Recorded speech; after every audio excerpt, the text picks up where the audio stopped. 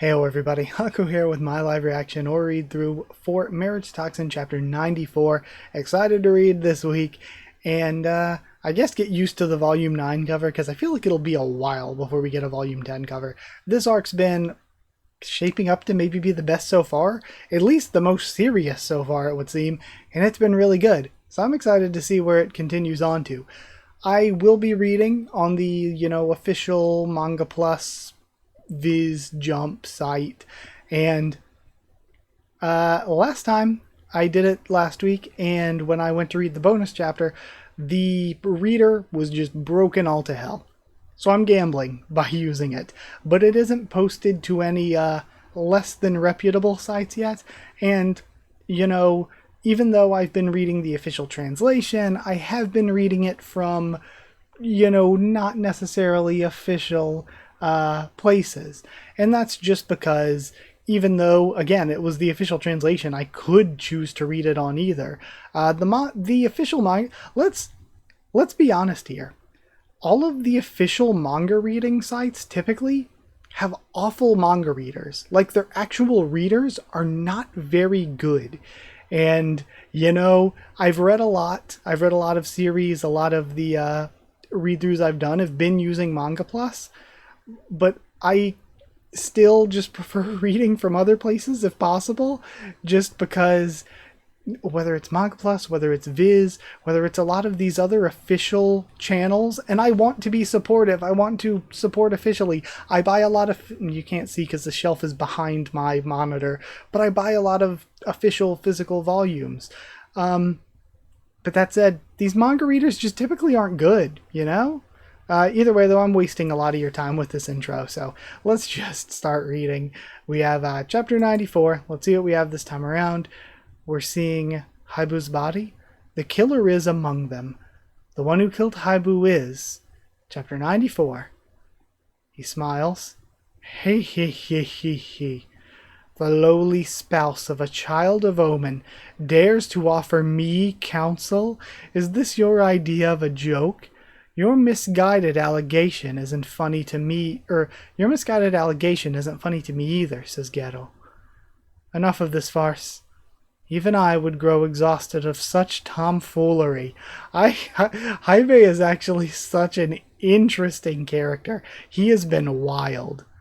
If you truly insist that this isn't Ushio's doing, then let us hear your full explanation. First of all, Shizuku and Haibu were set to face each other in battle. Wow, Gero-kun's like a real detective. Is Haibu the type of person who would just agree to meet an enemy in the middle of the night at a place devoid of people? But let's assume for the sake of argument that he did agree. Wouldn't he have gone there ready for an ambush? Moreover, the substance that you claimed Ushio used to attack him, that forsaken essence, isn't it a substance that can lower your resistance to fire?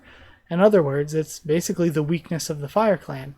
As such, its existence must be a closely guarded secret, and its storage strictly monitored. Shizuku only arrived here yesterday. Is it so cheap and readily available that you could have gotten her hands on it in that limited time? Lastly, the air at the bout grounds is especially thick, and was bad enough to cause Shizuku's airborne contact dermatitis to flare up again. If Ushio-san was waiting in ambush at the bout grounds last night, her skin would be in even worse condition right now. Right. Precisely. However, her skin this morning looked exactly the same as it did yesterday. I didn't realize Gero-kun paid that much attention to people's skin. That means that she hasn't been to the bout ground since the time we went there together. The culprit of this crime is not Shizuku. That isn't nearly enough to convince me. So what if she couldn't have called Haibu to the grounds? So what if she couldn't get her hands on the Forsaken Essence herself? If that's the only evidence you have, then all she had to do was bribe someone in the family to do those for her.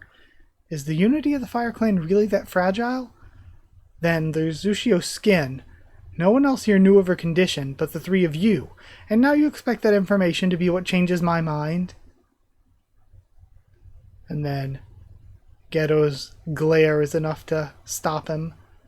Then, let us say that Ushio did not indeed commit this crime. Who else would you pin this murder on? The killer. Hikaru-kun, please wait. And she changes up her honorifics on him. I'm grateful that you've spoken up in my defense. However, this is really all my doing. Honestly, I've been simping for Kinosaki this entire time. You know it, we're almost 100 chapters in. But if there is a solid second place, it's gotta be Ushio. Like, she's real close to being first. Like, if it was like, oh no, a situation where I couldn't be with Kinosaki, then it's like, oh no, whatever shall I do? Like, I wouldn't be too upset if you know, because he has to pick someone who can bear children, you know, going for Ushio. You know, like, I would not be against, like, if I was in his shoes, I would not be against being like, oh yeah, she's the one. For us specialists, killing is basically our livelihood. What should it matter if I have to take some cowardly slander along with it? I don't have any. Shizuku, isn't it unreasonable for you to lie about this? What lie? You value logic and reason in your actions. If you're throwing it away to protect her, then there must be some very complicated circumstances at play here. Her? Thinks Kinosaki. But, so again, is it Haichi? And Haichi, even though the women of the family aren't supposed to learn the techniques, she has, and she's actually like really strong and stuff. Choosing to don this dishonor, despite not actually killing Habu, closes off any possibility of settling things with the Fire Clan. They'll continue getting in the way of your career for the rest of your life. That means you can never break free of the chains that keep you from expanding your business. Was that not your primary objective in coming here? Does she really have some connection? Or is her mother still alive somehow? I don't fully remember the exact details of the backstory. Well, enough. The girl has already admitted to her crime. She need only pay for it to settle this matter once and for all. He pulls a knife. I'm not done yet. Habu wasn't burned to death, he was stabbed. I found this knife at the crime scene. The blood on this blade matches Habu's, so there's no mistake about it. Enough with your nonsense. Lies, lies, all lies. Stabbed? Habu? That cannot be. But then, how come we found his body burnt to ashes, says Kinosaki, probably to hide the evidence? Don't tell me. He set himself on fire, says Haichi, so maybe it isn't her. Yes, what most likely happened was Habu was at the bout grounds last night. Whether someone called him there or whether he went there himself to attend to something, I cannot say. In any case, he was at the grounds when he met her. She was someone he didn't deem as a threat, so Habu had no reason to be on his guard around her. She then used that opportunity to drench him in forsaken essence. Even if Habu wanted to strike back immediately, his fire had basically been sealed away. True, because if he uses it, his ability to defend against it's gone and he's just going to burn himself. Using it then would have been akin to a civilian shooting himself with a flamethrower while stark naked. It was at that moment that she stabbed him with this knife. She then quickly left the crime scene. On the other hand, Habu was left there thinking he couldn't possibly let himself die like this. I wonder if they're actually using Kanojo here, and the translator is translating it literally as she, because it would literally be she, or if they're using a gender-neutral term, which is much, much, much more common. It seems like it would be really rare in Japanese. Again, just from the Japanese I know, it feels like it would be really rare here in Japanese to gender the person in question. So they could be doing that, in which case Geto is being extremely specific with his language, or I wonder if they are using gender-neutral language to talk about the potential killer, but the translator is choosing to use she, in which case, what does the translator know? I mean, would they know anything ahead of time? Interesting. I would have to see the Japanese to double check. And I don't really know where to read the raws. If you all know where to read the Japanese raws of Jump series, let me know. Maybe that could help me if I ever run into stuff like this again and add to the discussion here. It may have been a dirty sneak attack, but if word got out that he was stabbed and killed by an ordinary person of far lower status, it would be an utter disgrace to the Fire Clan's name. As he lay there on the verge of death, Haku racked his brains. He knew he was going to die. In that case, what could he do at that point to at least keep the reputation of the Fire Clan from falling any further? Yes, he could hide the stab wound, and make it appear as if he was ambushed by Ushio, who is roughly of equal status. And thus, with his fire resistance compromised by the Forsaken Essence, he burned his own body to dust himself. Hikaru can please stop. So, is my conjecture correct? What's wrong? And we see the one servant.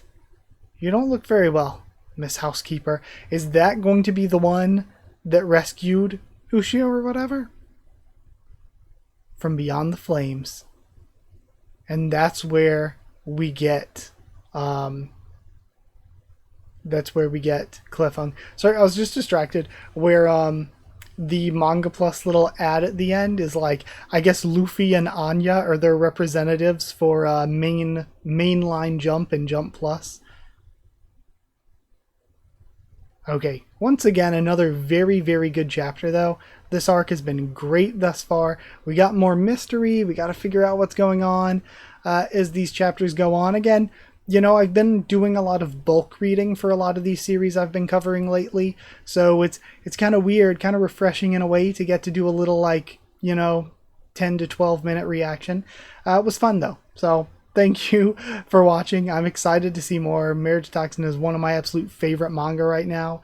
So yeah, with that all aside, I guess we gotta wait a week. So if you did like the video, comment down there to tell me what you thought of this chapter, my first thoughts and reaction. Subscribe for more MARRIAGETOXIN, much more on the channel. Follow on Twitter if you want. If you're willing to the Discord server, it's free and open for anyone.